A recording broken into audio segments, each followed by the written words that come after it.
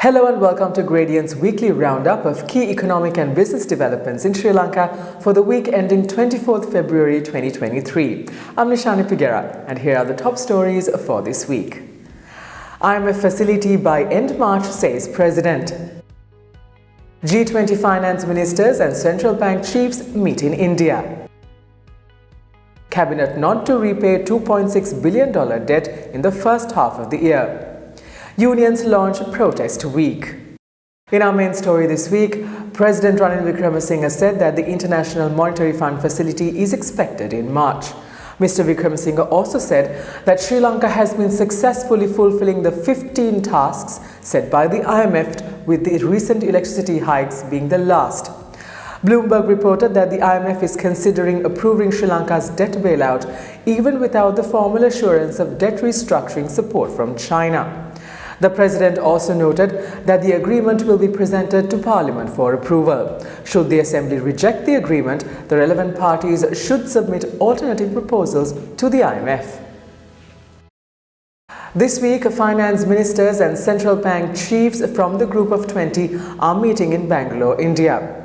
The Daily Mirror reported that Sri Lanka's debt restructuring process is to be discussed at the event. President Ranil Wickremesinghe is also to attend the meeting and is slated to engage with China's finance minister to get the Asian nation to conform to the debt restructuring framework. According to Cabinet co-spokesman Minister Bandula Gunawardena, Sri Lanka will pay back multilateral loans amounting to $2.6 billion obtained via the World Bank, Asian Development Bank and bilateral partners. He said of the total $2.6 billion, just over $2 billion is for loan repayments, whilst $540 million is for interest payments. There are also $709 million in Sri Lanka development bonds to be paid, with $46 million as interest payments.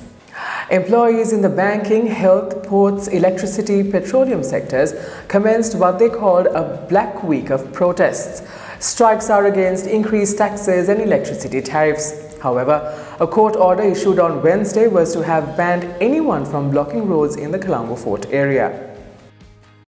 In other news, Holger Schubert, the German ambassador to Colombo, said that Sri Lanka is facing a risk of losing the European Union trade concessions due to its failure to change the Prevention of Terrorism Act. The Generalized Scheme of Preferences, commonly known as GSP Plus trade benefits, has contributed to Sri Lanka's garment exports becoming the main foreign currency earner.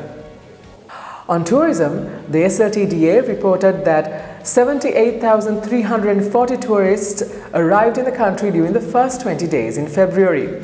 This brings the year-to-date arrivals to over 180,000. According to Sri Lanka Tourism Promotion Bureau Chairman Chalaka Gajabahu, it will not opt for a global communication blitz this year, but focus on 9 key markets.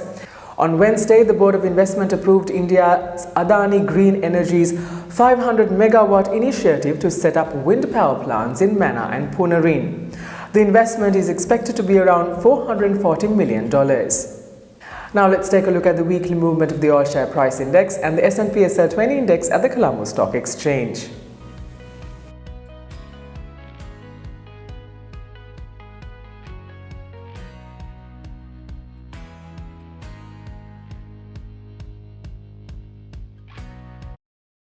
At the Treasury bill auction held on Wednesday, yields on 91 and 364 days fell, whilst 182-day remained unchanged. Of the 100 billion rupees worth of bids, about 53 billion rupees were accepted. Here's how the rupee performed against the dollar this week. In other market news, the Securities and Exchange Commission appointed Faisal Saleh as its chairman. Saleh is currently the chairman of the Sri Lanka Institute of Directors and has over 40 years of experience in commercial and development banking. And with that, we wrap up for this week. Subscribe to our YouTube channel at the link below for more updates on economic and business developments in Sri Lanka. Until we see you again next week, thank you for watching. Stay safe.